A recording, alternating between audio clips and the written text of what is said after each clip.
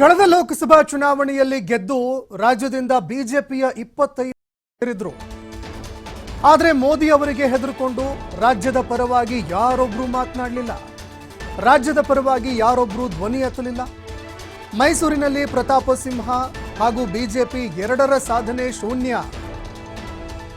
ಮೈಸೂರಿನಲ್ಲಿ ಬಿಜೆಪಿ ವಿರುದ್ಧ ಸಿಎಂ ಸಿದ್ದರಾಮಯ್ಯ ವಾಗ್ದಾಳಿ ನಡೆಸಿದ್ದಾರೆ. 25 ಜನ ಸಂಸದರಿದ್ರು, ಯಾರೊಬ್ಬರು ಅಧಿವೇಶನದಲ್ಲಿ ಮಾತನಾಡಲಿಲ್ಲ. ಕರ್ನಾಟಕಕ್ಕೆ ನ್ಯಾಯ ದೊರಕಿಸಿಕೊಡಲಿಲ್ಲ. ಅದೇ ರೀತಿಯಾಗಿ ಪ್ರತಾಪ ಸಿಂಹ ಬಿಜೆಪಿಯ ಕೊಡುಗೆ ಶೂನ್ಯವಾಗಿದೆ. ಮೈಸೂರಿಗೆ ಪ್ರತಾಪ ಸಿಂಹ ಕೆಲಸ ಮಾಡದೇ ಇರುವ ಕಾರಣದಿಂದಾಗಿ ಬಿಜೆಪಿಗೆ ಸೋಲುವ ಭೀತಿ ಎದುರಾಗಿದೆ. ಈ ಹಿನ್ನೆಲೆಯಲ್ಲಿ ಬೇರೆಯವರಿಗೆ ಟಿಕೆಟ್ ಕೊಟ್ಟಿದ್ದಾರೆ ಅಂತ ಲೇವಡಿ ಮಾಡಿದ್ದಾರೆ.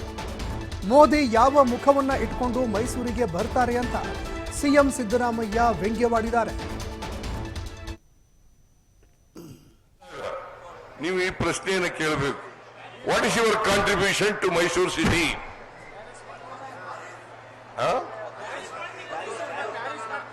ಏನ್ ಪ್ಯಾರಿಸ್ ಮಾಡೋದು? ಇವತ್ತಿನವರೆಗೆ 10 ವರ್ಷದಲ್ಲಿ ಒಂದೇ ಒಂದು ಅಭಿವೃದ್ಧಿ ಕೆಲಸ ಮಾಡದೆ ಇವರು ಪ್ಯಾರಿಸ್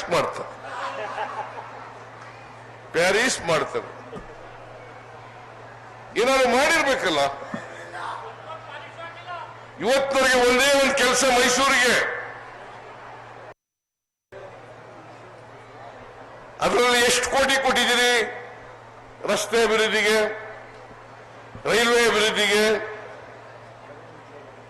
ರೈಲ್ವೆ ಈ ಟೋಲ್ ಕಲೆಕ್ಟ್ ಮಾಡ್ತಾರಲ್ಲ, ಆ ದುಡ್ಡೆಲ್ಲ ನಮಗ್ ಕೊಡ್ತಾರ? ರೈಲ್ವೆ ಟಿಕೆಟ್ನದೆಲ್ಲ ದುಡ್ಡು ನಮಗ್ ಕೊಡ್ತಾರ? ನಮ್ಗೇನ್ ಕೊಡಲ್ಲ, ಅವರೇ ತಗೊಳ್ತಾರೆ. ರಸ್ತೆ ಮಾಡ್ಬಿಟ್ಟು ಟೋಲ್ ಕಲೆಕ್ಟ್ ಮಾಡ್ಕೋತಾರೆ, ರೈಲ್ವೆ ಮಾಡ್ಬಿಟ್ಟು ರೈಲ್ವೆ ಟಿಕೆಟ್ ತಗೋತಾರೆ. ಅದು ಕೂಡ ರೈಲ್ವೆ ಯೋಜನೆಗಳಿಗೆ ಜಮೀನ್ ನಾವು ಕೊಡೋದು. ಆ ಯೋಜನೆ ವೆಚ್ಚ ಇದೆಯಲ್ಲ, ಅದರ ಅರ್ಧದಷ್ಟು ನಾವು ಕೊಡ್ತೀವಿ. ನಮ್ಮ ಹೆಸರೇ ಇಲ್ಲ.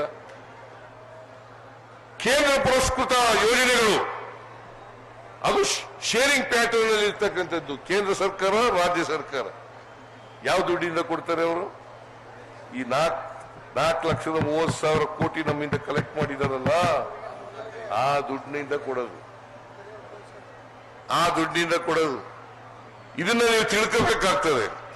ಬರಗಾಲಕ್ಕೆ ಕೊಡಬೇಕಾದ್ರೆ ಅದೇ ದುಡ್ಡು, ಬೇರೆ ಪ್ರವಾಹಕ್ಕೆ ಕೊಡಬೇಕಾದ್ರೂ ಅದೇ ದುಡ್ಡು. ಇವತ್ತು ಬರಗಾಲಕ್ಕೆ ₹1 ಕೊಡಲಿಲ್ಲ. ಈ ಪ್ರಶ್ನೆ ಕೇಳಬೇಕಾ ಬೇಡ ನರೇಂದ್ರ ಮೋದಿ ಅವರಿಗೆ? I don't know. ಪ್ರಧಾನಮಂತ್ರಿಗಳು ಬಂದು ಇಲ್ಲಿ ಯಾವ ಮುಖ ಎತ್ಕೊಂಡು ಓಟ್ ಕೇಳ್ತಾರೆ ಅಂತ ಗೊತ್ತಾಗಲ್ಲ ನನಗೆ. ಅದರಲ್ಲಿ ಎಷ್ಟು ಕೋಟಿ ಕೊಟ್ಟಿದ್ದೀರಿ?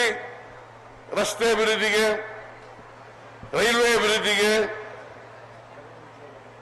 ರೈಲ್ವೆ ಈ ಟೋಲ್ ಕಲೆಕ್ಟ್ ಮಾಡ್ತಾರಲ್ಲ, ಆ ದುಡ್ಡೆಲ್ಲ ನಮಗ್ ಕೊಡ್ತಾರ? ರೈಲ್ವೆ ಟಿಕೆಟ್ನೆಲ್ಲ ದುಡ್ಡು ನಮಗ್ ಕೊಡ್ತಾರ?